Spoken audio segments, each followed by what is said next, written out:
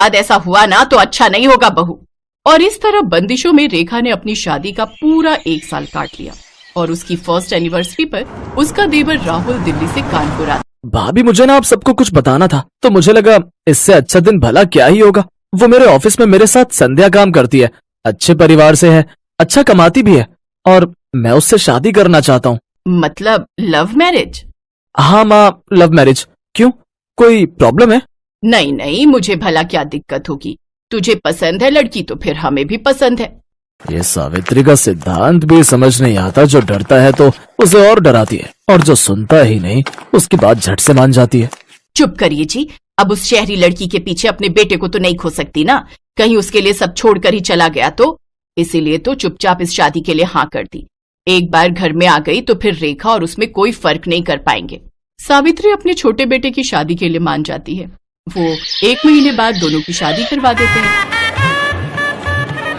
शादी के बाद दिल्ली से कानपुर कार में आते आते भारी भरकम लहंगे में संध्या काफी थक जाती है और वो एक जगह होटल के पास गाड़ी रुकवाती है। ड्राइवर, गाड़ी रोको, मुझसे अब और ये नहीं पहना जा रहा, ये भारी भरकम लहंगा। राहुल तुम यही रुको, मैं अभी चेंज करके आती हूँ। कुछ देर बाद गाड़ी आकर उसके ससुराल रुकती है। फिर पीछे से संध्या स्कर्ट और टॉप पहनकर सर पर शादी का दुपट्टा लिए निकलती है। संध्या को इस रूप में देखकर सभी हैरान रह जाते हैं। राहुल बेटा, ये सब बेटा 2 जोड़ी में लड़की मांगी थी, इसका मतलब ये नहीं कि ये सचमुच ही 2 जोड़ी में आ जाएगी। वो माँ, दूर का सफर था ना और इसने लौटते वक्त लहंगे पर ही वोमिट कर दी, इसीलिए जो इसके हाथ में लगा इसने पहन लिया। ये राहुल का बच्चा झूठ क्यों बोल रहा है? चलो संध्या, माँ के पाँव छुओ। हैं? अरे नहीं नहीं, तुम रहने दो, अगर तुम झुकी तो न जाने क्या क्या झुक जाएगा। ओह थैंक्स, वैसे मैं खुद झुकने के मूड में नहीं थी। वो क्या है ना, मैं बहुत थक चुकी हूँ। वैसे माँ जी, हमारा बेडरूम कहाँ है? वो क्या है ना, मैं पहले बाथ शावर लेना चाहती हूँ। और राहुल डार्लिंग, तुम ना प्लीज मुझे बॉडी मसाज दे देना, आज सचमुच मुझे बहुत थकावट है। बताओ ना माँ जी, बेडरूम कहाँ है?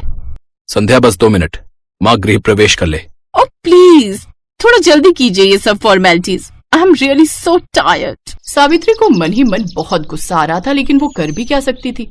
उसने चुपचाप उनका गृह प्रवेश करवाया और बहू बनकर संध्या अपने ससुराल आ जाती है। लेकिन संध्या के कपड़े देख सावित्री डर गई। ये नई बहू तो कुछ ज्यादा ही मॉडर्न कपड़े पहनती है। अरे पढ़ी लिखी नौकरी वाली है तो क्या हुआ, सर पर नाचेगी, जो मर्जी रुमाल जितने कपड़े पहनेगी।